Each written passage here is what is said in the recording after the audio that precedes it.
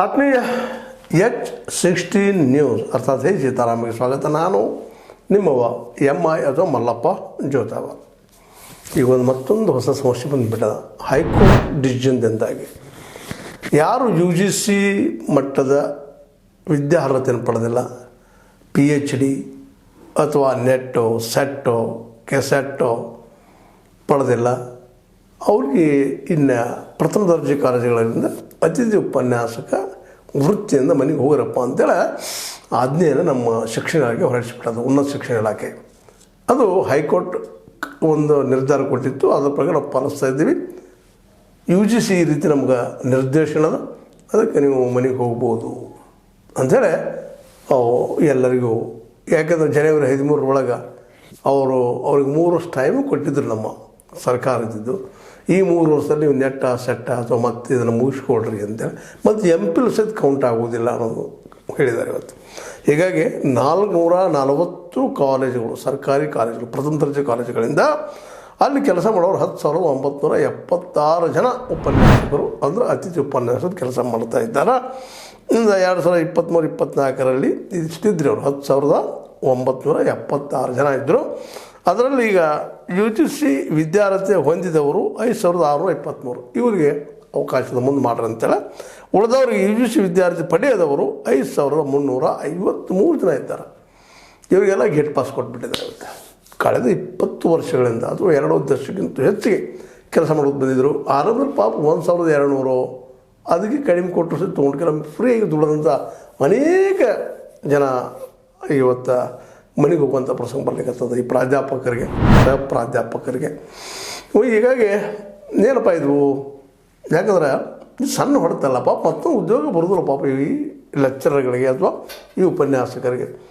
ಇಂಥ ಅದರಲ್ಲೂ 2-3 ದಶಕಗಳಿಂದ ಕೆಲಸ ಮಾಡೋದು ಬಂದಂಥ, ಅದರಲ್ಲೂ 2 ದಶಕ ಮಾಡೋದು ಬಂದಂಥವ್ರಿಗೆ ಏಕಾಏಕಿ ಮನೆಗೆ ಕಳಿಸಿದ್ರೆ ಈಗ ಅವ್ರ ವಯಸ್ಸು ಮುಗಿದವ್ರು ಎಲ್ಲೂ ಅವ್ರ ಸೆಲೆಕ್ಷನ್ ಆಗೋದಂಥ ಸ್ಥಿತಿ. ಸರ್ಕಾರ ಏನೋ ಮಾಡಿಬಿಡ್ತು. ಆಳಿದಾಗ ಇವ್ರನ್ನ ತೊಗೊಳ್ಳೋ ಮುಂದೆ ರೂಲ್ಸ್ ಇರಲಿಲ್ಲ. ನಂತರದಲ್ಲಿ ಏನೋ UGC ಕಾಲಕ್ಕೆ ತನ್ನ ನಿಯಮಾವಳಿಗಳನ್ನು ಬದಲಿಸಿದಂಗೆ ಈಗ ಇವ್ರಿಗೂ ನಿಯಮಾವಳಿ ಬದಲಿಸಿ PhD ಆಗಬೇಕು, ಇಲ್ಲ ನೆಟ್ಟ ಸೆಟ್ಟ ಆಗಬೇಕು, ಇಲ್ಲಾಂದ್ರೆ ಮನೆಗೆ ಹೋಗಬೇಕು ಅಂತ ನಿರ್ಧಾರ ಹೈಕೋರ್ಟ್ ಮಾಡಿದ್ರಿಂದಾಗೆ ಮತ್ತು ಒಂದು 3 ತಿಂಗಳು ಟೈಮ್ ಕೊಟ್ಟಿದ್ರು ಇವರಿಗೆ. ಈ ಇಷ್ಟರಲ್ಲಿ ಮುಗಿಸ್ಕೊಳ್ರಪ್ಪ ನೀವು ಅಂತೇಳಿ. ಆದರೂ ಅವ್ರು ಯಾಕೋ ಆಗಿಲ್ಲ. ಸೆಪ್ಟೆಂಬರ್ದಾಗ ಕೊಟ್ಟಿದ್ದಾರೆ ಅದನ್ನು, ನೀವು ಮಾಡ್ಕೋಬೇಕು, ಮುಗಿಸ್ಕೋಬೇಕಂತೇಳಿ. ಇವತ್ತಿಗೂ ಅವ್ರು ಮುಗಿಸ್ಕೊಳ್ಳಿಲ್ಲ. ಮತ್ತು ಅದು ತಪ್ಪಂತಲ್ಲರಿ ಅವ್ರಿಗೂ. ಯಾಕಂದ್ರೆ ಜೀವನದೊಳಗೆ ಪಾಪ ಅವರು ಆರಂಭದಲ್ಲಿ 1,200, ಆಮೇಲೆ 2,000, 3,000, 5,000 ಹಿಂಗೆ ದುಡ್ಬೋದು ಒಂದೊಂದು. ಆ ದುಡಿಯೋದಕ್ಕೆ ಮಾಡೋದಕ್ಕೆ ಮತ್ತು ಹೊರಗಿರೋ ಕೆಲಸ ಮಾಡಿ, ಪಾರ್ಟ್ ಟೈಮ್ ಕೆಲಸ ಮಾಡಿ ಹೆಂಗೋ ಬದುಕೊಂಡು ಬಂದಂಥವ್ರು. ಅದರೊಳಗೆ ಅವ್ರಿಗೆ ಮದುವೆ ಆಗೋದು ಕಷ್ಟ. ಮದುವೆ ಆದಂಥವ್ರು ಮನೆ ನಡೆಸೋದು ಎಷ್ಟು ಕಷ್ಟ ನಿಮಗೆ ಗೊತ್ತದ. ಇತ್ತೀಚೆಗೆ ಏನೋ ಒಂದಿಷ್ಟು ಸರ್ಕಾರ ಒಂದಿಷ್ಟು ಹೆಚ್ಚಿನ ಪೇಮೆಂಟ್ ಮಾಡೋಕೈತಿ ಉಪನ್ಯಾಸಕರಿಗೆ 30,000, 40,000 ತನಕ ಕೊಡುವಂಥದ್ದು. ಆ ಸಮಯದಲ್ಲಿ ಒಂದು 5,000-6,000 ಮಂದಿನ ಮನೆಗೆ ಕಳಿಸಿಬಿಟ್ಟಿದ್ರು ಇವರು. ಈ ಒಂದು 5,000 ಮಂದಿ 5,000 ಮಂದಿ ಹೀಗಾಗಿ ಹೆಚ್ಚು 11,000 ಜನ ಮನೆಗೆ ಹೋಗುವಂಥ ಪ್ರಸಂಗ ಬಂದುಬಿಡ್ತೀವಿ ರೂಲ್ಸ್ನಿಂದಾಗಿ. ಈಗ ಮುಖ್ಯವಾಗಿ ವಿಚಾರಣೆ ಮಾಡುವಂಥದ್ದು ಏನಪ್ಪ ಅಂತಂದ್ರೆ, ಇದು ಈಗ ಅವಶ್ಯಕತೆ ಇಲ್ಲ, ಇವ್ರ ಮನೆಗೆ ಕಳಿಸೋಂಥ ಅವಶ್ಯಕತೆ ಅಂತ. ಇನ್ನು ಕೆಲವೇ ದಿನಗಳಲ್ಲಿ ಅವ್ರು ತಾವು ಮನೆಗೆ ಹೋಗಿಬಿಡ್ತಾರೆ ವಯಸ್ಸಾದ ತಕ್ಷಣ. ಇವ್ರ ಬದುಕು ಹೆಂಗೇನಂತ ಹೀಗಾಗಿ ಮನೆಗೆ ಕಳಿಸಿಲ್ಲ. ಅದಕ್ಕೆಲ್ಲ ಈಗಾಗಲೇ ಅದರ ಸಲುವಾಗಿನ ಕೆಲವೊಂದಿಷ್ಟು ಹೈಕೋರ್ಟ್ ತೀರ್ಪನ್ನು ಪ್ರಶ್ನೆ ಮಾಡಿದಿಂದ ಇದಕ್ಕೆ ಆದೇಶ ತಡೆ ಸಲುವಾಗಿ ಕೆಲವೊಂದು UGC ಅರ್ಹತೆ ಇರುವವರಿಗೆ ಅವಕಾಶ ನೀಡುತ್ತಿದ್ದೇವೆ ಅಂದ್ರೆ ಸಿಗದ ಕಾರಣ UGC ಅರ್ಹತೆ ಇರುವವರಿಗೆ ಅವಕಾಶ ನೀಡುತ್ತಿದೆ ಅಂತೇಳಿ ಮಂಜುಶ್ರೀ ಆಯುಕ್ತೆ ಕಾಲೇಜು ಮತ್ತು ತಾಂತ್ರಿಕ ಶಿಕ್ಷಣ ಇಲಾಖೆ ಅವರು ಹೇಳ್ತಾ ಇದ್ದಾರೆ. ಏನಪ್ಪ ಅಂದ್ರೆ ಹೈಕೋರ್ಟ್ ತೀರ್ಪು ಪ್ರಶ್ನಿಸಿ ಮೇಲ್ಮನವಿ ಸಲ್ಲಿಸಿದ್ದೇವೆ, ನಾವು ಸಲ್ಲಿಸಿದ್ದೇವೆ, ಈಗಾಗಲೇ ಇದು ಕೆಲಸನೇ ಮಾಡ್ರಪ್ಪ ಅಂತೇಳಿ. ಆದರೆ ಆರ್ಡರ್ ಅದು ನಾವು ಇದಿಂದವ್ರ ಇದನ್ನು ಏನು ಮಾಡಲಿಕ್ಕೆ ಆಗೋದಿಲ್ಲಪ್ಪ ಅನ್ನುವಂಥ ಮಾತನ್ನು ನಮ್ಮ ಮಂಜುಶ್ರೀ ಅವರು ಅಂದ್ರೆ ಅದರ ಕಮಿಷನರ್ ಹೇಳಿದ್ದಾರೆ.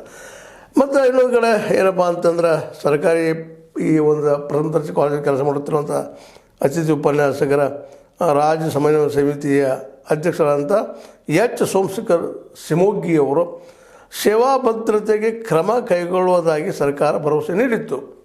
ಸೇವಾ ಭದ್ರತೆ ಕೊಡ್ತೀವಿ ಅಂತ ಹೇಳಿತ್ತು. ವಿದ್ಯಾರ್ಥಿ ನೆಪದಲ್ಲಿ ಅನ್ಯಾಯ ಮಾಡಬಾರದು, ನಮ್ಗೆ ಸೇವಾ ಭದ್ರತೆ ಕೊಡ್ತಾರಪ್ಪ, ನಮ್ಮ ಬದುಕು ನೆಲೆ ಕೊಡ್ತಾರೆ ಅಂತ ಹೇಳಿದರು. ಆದರೆ ಈ ಒಂದು ನೆಪದಿಂದ ನಮ್ಮನ್ನು ಮೋಸ ಮಾಡಬಾರ್ದು, ನಮಗೆ ತ್ರಾಸ ಮಾಡಬಾರ್ದು ಅಂತ ಅವ್ರು ಕೇಳ್ಕೊಳ್ತಾ ಇದ್ದಾರೆ.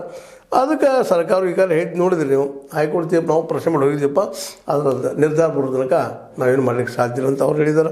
ಮುಂದೆ ಅದೇ ಕಾಲಕ್ಕೆ ಹನುಮಂತಗೌಡ ಕಲ್ಮಣಿ ಅವರು ಅಧ್ಯಕ್ಷ ರಾಜ್ಯ ಅತಿಥಿ ಉಪನ್ಯಾಸ ಸಂಘದ ಅವರು ಬಹುತೇಕರು 2003ರಿಂದಲೂ ಅತಿಥಿ ಉಪನ್ಯಾಸಕರಾಗಿದ್ದಾರೆ. ಕೆಲವರು ನಿವೃತ್ತಿ ಹತ್ತಿರ ಇದ್ದಾರೆ. ಸರ್ಕಾರ ಮಾನವೀಯ ಜ್ಞಾನಗಟ್ಟಿನಲ್ಲಿ ನಿರ್ಧಾರ ಕೈಗೊಳ್ಳಬೇಕು. ಅವು ಪಾಪ ಬೇಡಿಕೆ ಇಡ್ತಾರೆ ಸರ್ಕಾರ ಮುಂದೆ. ಹೌದು, ಎಲ್ಲರ ಪರಿಸ್ಥಿತಿ ಹಂಗದ. ಎಲ್ಲ ಲೆಕ್ಚರ್ಗಳದು ಅತಿಥಿ ಉಪನ್ಯಾಸಕರು ಬದುಕು ಕಷ್ಟ ಅದ ರೀ. ಯಾಕಂದ್ರೆ ವರ್ಷದ 9 ತಿಂಗಳು 10 ತಿಂಗಳು ದುಡಿಸ್ಕೊಳ್ಳೋದು, ಮತ್ತು 2 ತಿಂಗಳು ಬಿಡಿಸೋದು, ಮತ್ತು ಕಂಟಿನ್ಯೂಷನ್ ಮಾಡೋದು. ಇಲ್ಲಿ ಏನು ಸೇವಾ ಭದ್ರತೆ ಇಲ್ಲ, ಏನಿಲ್ಲ. ಪಾಪ ಹಂಗೆ ಬದುಕ್ತಾ ಇರ್ತಾರೆ. ಇಂದ ಆಗ್ತದೆ, ನಾಳೆ ಆಗ್ತದೆ, ಇಂದ ಆಗ್ತದೆ, ನಾಳೆ ಆಗ್ತದೆ ಅಂತೇಳಿ. ಕೆಲವರು MA ಮಾಡಿರ್ತಾರೋ, ಅವರು MPhil ಈಗ ಅದು ಕೆಲಸಲಾಗ್ಯದ. PhD ಬೇಕು, ಇಲ್ಲ ನೆಟ್ ಸೆಟ್ ಆಗಬೇಕು, ಪಾಸ ಮಾಡಲಿಕ್ಕೆ ಆಗಲಾರ್ಸೈತಿ. ಯಾಕಂದ್ರೆ ಅವಕ್ಕೆ ಕೂತು ಓದಬೇಕಾಗ್ತದೆ, ದುಡಿಬೇಕಾಗ್ತದೆ ರೀ. ಮೊದಲೇನೋ ವಿದ್ಯಾರ್ಥಿಗಳಿದ್ದಾಗ ಹೋಗ್ತದೆ, ಫೋರ್ಸಾಗಿ ಹೋಗಿಬಿಡ್ತದೆ. ನಂತರದಲ್ಲಿ ಮದುವೆ ಆಗ್ಯೋ ಮತ್ತೇನೋ ಆಗ್ಯೋ ಬದುಕಿನ ತೊಂದರೆಗಳಿಂದ ಅದನ್ನು ಪಾಸ್ ಮಾಡೋದು ಭಾಳ ಕಷ್ಟ ಆಗಿಬಿಡ್ತದೆ. ಹೆವಿ ಸಿಲೆಬಸ್ ಇರ್ತದೆ. ಅದನ್ನು ಮಾಡ್ಬೇಕಾದ್ರೆ ಇವರು ಹೆವಿಯಾಗಿ ವರ್ಕ್ ಮಾಡಬೇಕಾಗತ್ತೆ, ಫ್ರೀ ಆಗಿರ್ಬೇಕಾಗತ್ತೆ ಮೈಂಡ. ಹೀಗಾಗಿ ಭಾಳಷ್ಟು ಜನರಿಗೆ ಅದಾಗಿಲ್ಲ. ಆ ಕಾರಣಕ್ಕಾಗಿ ಈ ಅತಿಥಿ ಉಪನ್ಯಾಸಕರು ಮರಳಿ ಮನೆಗೆ ಹೋಗ್ತಾ ಇದ್ದಾರೆ. ಪ್ರಸಂಗ ಬಂದದ. 5,000ಕ್ಕೂ ಮೇಲ್ಪಟ್ಟವು. ಅಂದರೆ ಇದರರ್ಥ ಒಟ್ಟಾರೆ 10,000ಕ್ಕೂ ಹೆಚ್ಚು ಕಡಿಮೆ ಜನ ಈಗಾಗಲೇ 5,000 ಹೋಗಿದ್ದಾರೆ ಈಗಾಗಲೇ. ಇನ್ನು ಮತ್ತು 5,000 ಹೋಗ್ತಾ ಇದ್ದಾರೆ. ಹೀಗಾಗಿ ಇನ್ನು ಹೊಸ ಮತ್ತು ಕಾಲ್ಫಾರ್ಮ್ ಮಾಡೋದು, ಅದರಲ್ಲೂ ಇನ್ನು ಮುಂಬರುವ ಸೆಮಿಸ್ಟ್ರಿಗೆ ಈಗ ಇದ್ದಂಥ ಸೆಮಿಸ್ಟರ್ ಮುಗಿದ ತಕ್ಷಣ ಹೊಸ ಸೆಮಿಸ್ಟರ್ ಬಂದಾಗ ಮತ್ತು ಬೇರೆ ಹೊಸ ಜನರು ಈಗ ಸಾಕಷ್ಟು ಈ PhD ಆದವರು ಮತ್ತೇನಾದ್ರು ಅಂತ ಇದ್ದಾರೆ. ಅವ್ರನ್ನ ತೊಗೊಂಡು ಇವ್ರ ಮನೆಗೆ ಕಳಿಸುವಂಥದ್ದು. ಅದೇನೂ ಇರಲಿ. ಇಲ್ಲೇ ಈ ಜನಕ್ಕೆ ಅನ್ಯಾಯ ಆಗ್ಲಿಕ್ಕೆ 5,000 ಜನರಿಗೆ, ಹಿಂದಿನ 5,000 ಜನರಿಗೆ ಇದಕ್ಕೆ ಏನಾದರೂ ಒಂದು ಪರಿಹಾರ ರೂಪದಲ್ಲಿ ಮಾಡ್ಲಿಕ್ಕೆ ಸಾಧ್ಯದನ? ಈಗಾಗಲೇ ನಿಮಗೆ ಗೊತ್ತಿದ್ದಂಗೆ, ನಮಗೆ ಗೊತ್ತಿದ್ದಂಗೆ ಆಶಾ ಕಾರ್ಯಕರ್ತೆಯರ ಒಂದು ಕೆಲಸವನ್ನು 10,000 ಕೋಟಿ ಫಿಕ್ಸ್ ಮಾಡಿದ್ದು. ಅದೇ ಕಾಲ ಅಂಥ ಒಂದು ಏನಾದರೂ ಇವರು ಒಂದಿಷ್ಟು ಪರಿಹಾರ ಸರ್ಕಾರ ಯಾಕೆ ಮಾಡಬಾರ್ದು ಅಂತೇಳಿ. ಯಾಕಂದ್ರೆ ಇವರು ದುಡ್ದಾರೆ, ಇನ್ನಷ್ಟು ವರ್ಕ್ ಅದ. ಯಾರು ರಿಟೈರ್ ಆದವ್ರು ವಯಸ್ಸಾದ್ರು ರಿಟೈರ್ ಆಗಿ ಹೋಗ್ತಾರೆ. ಅವ್ರಿಗೊಂದು ಸ್ವಲ್ಪ ಅನುಕೂಲ ಆಗುವಂಥದ್ದು ಏನಾದರೂ ಹೊಸ ನಿರ್ಧಾರ ಸಿದ್ದರಾಮಯ್ಯ ಸಾಧ್ಯದನ? ಅಟ್ಲೀಸ್ಟ್ ಈಗ 31,000 40,000 ಕೊಡ್ತಾ ಇದ್ದಾರೆ. ಅದನ್ನು ಅರ್ಧ ಕೊಡಲಿ ಪಾಪ, ಎಷ್ಟೋ ಆದರೂ ಇದ್ದಾರೆ, ಅವ್ರು ಬದುಕ್ತಾರೆ, ಮುಂದಿನ ಬದುಕಿದಾಗ್ತದೆ. ಒಂದು ಸ್ವಲ್ಪ ಅವ್ರು ರಿಟೈರ್ ಇದ್ದು ಒಂದು ಸ್ವಲ್ಪ ಫಂಡ್ಗೆ ಏನೋ ಕೊಡ್ಲಿಕ್ಕೆ ಸಾಧ್ಯದನ? ಮಿನಿಮಮ್ ಏನು ಮಾಡೋಕ್ಕೆ ಸಾಧ್ಯದ ಅವ್ರು ಉಳಿವಾಗಿ ಅನ್ನುವಂಥದ್ದು. ಆ ದಿಶೆಯಲ್ಲಿ ಸರ್ಕಾರ ಒಂದಿಷ್ಟು ಕಾಳಜಿ ವಹಿಸಬೇಕಾಗಿದೆ. ಮತ್ತು ಅದ್ರ ಕರ್ತವ್ಯವೂ ಹೌದು. ಯಾಕಂತಂದ್ರೆ 20 ವರ್ಷಗಳು ದುಡಿದು ಬಂದಿದ್ದಾರೆ ಭಾಳಷ್ಟು ಜನ ಇದ್ರಾಗ. ಅವ್ರಿಗೆ ನಾಳೆ ಏನು ಅನ್ನೋದು ಗೊತ್ತಿಲ್ಲ. ಯಾಕಂದ್ರೆ ಮತ್ತೊಂದು ಉದ್ಯೋಗನ ಅವ್ರಿಗೆ ಬರೋದಿಲ್ಲ, ಮತ್ತೊಂದು ಉದ್ಯೋಗ ಮಾಡಲಿಕ್ಕೂ ಸಾಧ್ಯ ಇಲ್ಲ. ವಯಸ್ಸಾದ್ಮೇಲೆ ಏನು ಮಾಡೋಕ್ಕೆ ಸಾಧ್ಯದ ರೀ? ಜೊತೆಗೆ ಈಗಂತೂ ಅವರ ಮಕ್ಕಳ ಶಿಕ್ಷಣ ಆಯಿತು, ಮತ್ತೇನೋ ಮಾಡಿಸ್ಬೇಕಾಗಿರ್ತದೆ. ಇಂಪಾರ್ಟೆಂಟ್ ಟೈಮ್ದಾಗ ಕೊನೆ ಹಂತದಲ್ಲೇ ಅವರು ಪಾಪ ಏನೋ ಮಾಡೋ ಸ್ಥಿತಿಯೊಳಗೆ ಬಂದು ನಿಂತಿದ್ದಾರೆ. ಒಟ್ಟಾರೆಯಾಗಿ ಏನೋ ಆಗಲಿ, ಈ 5,000 ಅತಿಥಿ ಉಪನ್ಯಾಸಕರು, ಲೆಕ್ಚರರ್ಸ್ ಮನೆಗೆ ಹೋಗುವಂಥದ್ದು ಮಾತ್ರ ಸ್ವಲ್ಪ ಅಮಾನವೀಯ, ಅತ್ಯಂತ ಅಮಾನವೀಯ ಅಂತೇಳಿ ಅನ್ನಿಸ್ತದೆ. ಯಾಕಂದರೆ 20 ವರ್ಷಗಳ ಸೇವೆ ಮಾಡಿದವರು, ಮಕ್ಕಳ ಸೇವೆ ಮಾಡಿದವರು, ನಮ್ಮ ಶಿಕ್ಷಣ ಸಲುವಾಗಿ ತಮ್ಮನ್ನು ತಾವು ಸಮರ್ಪಿಸಿಕೊಂಡಂಥವ್ರು ಇವತ್ತು ಏಕಾಏಕಿ ಮನೆಗೆ ಏನೂ ಇಲ್ಲದೆ ಬರಿಗೈಲಿ ಹೋಗೋದಪ್ಪ ಅಂದ್ರೆ ಯಾರಿಗಾದ್ರೂ ನೋವು ಆಗ್ತದೆ. ನಾವು ಆ ಜಾಗದಲ್ಲಿ ಇಟ್ಕೊಂಡು ನೋಡ್ಬೇಕಾಗ್ಯದ. ಹೌದಪ್ಪ, ನಾವು ಒಂದಿನ ಅದೇ ಸ್ಥಿತಿಯೊಳಗಿದ್ದು ಏನು ಹಾಕಿತ್ತು ನಮ್ದು ಅಂತೇಳಿ ಆ ದಿಶೆಯಲ್ಲಿ ಸರ್ಕಾರ ನಿಂತುಕೊಂಡು ಅವ್ರಿಗೊಂದಿಷ್ಟು ಏನಾದರೂ ಬದುಕುವಂಥ ವ್ಯವಸ್ಥೆ, ಈಗ ಹೆಂಗೆ ಆಶಾ ಕಾರ್ಯಕರ್ತರಿಗೆ ಮಾಡಿದ್ರಲ್ಲ ಅಂಥ ಒಂದು ಬದುಕು ವ್ಯವಸ್ಥೆ. ಅವರೇನಪ್ಪ ತೊಗೊಳೋದು ಕೇಳೋದಿಲ್ಲ. ಅದಕ್ಕಾಗಿ ನೀವು ಪರ್ಯಾಯವಾಗಿ ಏನು ಕೆಲಸ ಹೇಳಿದ್ರು ಮಾಡುವಂಗದಾರ. ಅವರು ಕೆಲಸ ಮಾಡಲಾರ್ದಂತ ತೊಗೊಳ್ಳೋದು ಜನ ಇಲ್ಲ. ಅವ್ರನ್ನ ಒಂದಿಷ್ಟು ಈ ದಿಶೆಯಲ್ಲ ಒಂದಿಷ್ಟು ಗೌರವಧನ ಕೊಟ್ಟ ಅವ್ರ ಬದುಕಿ ಒಂದಿಷ್ಟು ಆಶ್ರಯ ಆದರೂ ಒಳ್ಳೆಯದಲ್ಲ ಏನ್ರಿ ಸಿದ್ದರಾಮಯ್ಯ? ಅದು ನಿಮ್ಮ ಒಂದು ಏನಪ್ಪ ಅಂದ್ರೆ ಇವತ್ತೇನು ನೀವು ಒಂದು ಹೋರಾಟದಿಂದ ಮೇಲೆ ಬಂದಿದ್ರಿ, ಅದಕ್ಕೊಂದು ಗರಿ ಕೊಟ್ಟಂಗೆ ಆಗ್ತದೆ. ಇದೊಂದು ಸ್ವಲ್ಪ ನೀವು ಕಾಳಜಿ ವಹಿಸ್ರಿ ಅಂತೇಳಿ ಎಲ್ಲ ಉಪನ್ಯಾಸಕರು ಕೇಳ್ತಾ ಇದ್ದಾರೆ. ಅವ್ರ ಪರವಾಗಿ ನಾವು ಒಂದೆರಡು ಮಾತು ಮಾತಾಡ್ತಾ ಇದ್ದೀವಿ.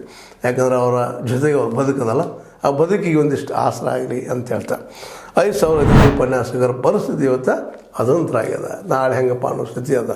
ಅದಕ್ಕಾಗಿ ಅದು ಬಂದು ಬಿಟ್ಟದ. ಈಗ ಜನವರಿ 13 ಆ ನಂತರ 5,000 ಜನ ಮನೆಗೆ ಹೋಗುವಂಥದ್ದು ಅದ. ಅವ್ರಿಗೆಲ್ಲ ಏನಪ್ಪ ನಾಳೆ ಅವರಿಗೆ ಹಿಂದೆ ಹೋದವ್ರಿಗೆ ಏನಾದರೂ ಮಾಡಲಿಕ್ಕೆ ಸಾಧ್ಯದನ? ಪ್ರಯತ್ನ ಮಾಡಿದರೆ, ಮನಸ್ಸು ಮಾಡಿದರೆ ಸರ್ಕಾರ ಸಾಧ್ಯದ ಅಂತ ಹೇಳ್ತಾ ಇದನ್ನು ಲೈಕ್ ಮಾಡಿ, ಶೇರ್ ಮಾಡಿರಿ, ಕಮೆಂಟ್ ಮಾಡಿರಿ. ಜೊತೆಗೆ ಸಬ್ಸ್ಕ್ರೈಬ್ ಆಗೋದು ನಿಲ್ಲಿಸ್ಲಿಕ್ಕೆ ಹೋಗಬೇಡ್ರಿ.